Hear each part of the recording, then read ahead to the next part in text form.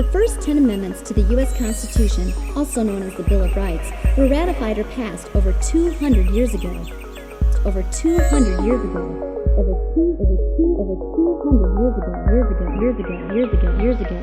200 years ago. The First Amendment is the freedom of speech, press, religion, assembly, and petition. The First Amendment protects our rights to say and write our opinions, worship how we please, assemble together peacefully, and petition our government. Peacefully government. The Second Amendment is the right to bear arms. The original intent of the Second Amendment was to protect colonists from the invading British soldiers, but it now guarantees that you have the right to own a gun to defend yourself and your property.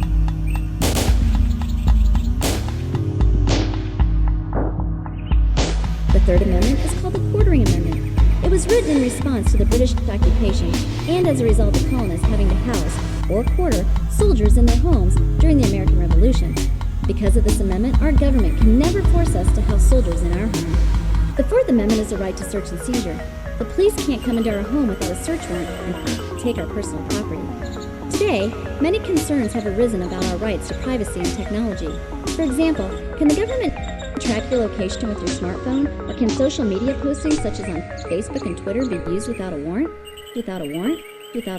Occupation, without a warrant, take our personal property.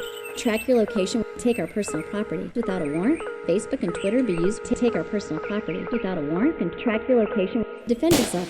The Fifth, it's all about due process. You've probably heard the phrase, I plead the Fifth, in movies or on TV. They're talking about the Fifth Amendment, which says that you don't have to take the witness stand against yourself if you may end up incriminating yourself. I plead the Fifth. 6. If you're accused of a crime, you have the right to a speedy public trial and an impartial jury. You also have the right to a lawyer and the right to take the stand if you choose. This is important because it will prevent the accused from sitting in prison forever and insist that the prosecution proceed with undue delay. The Seventh says you have the right to a jury trial where 12 impartial peers decide your innocence or guilt in the courtroom as opposed to a judge doing it all alone.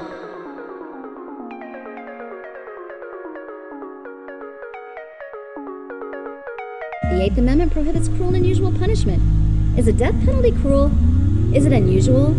It's hard for Americans to agree on the definitions of cruel and unusual.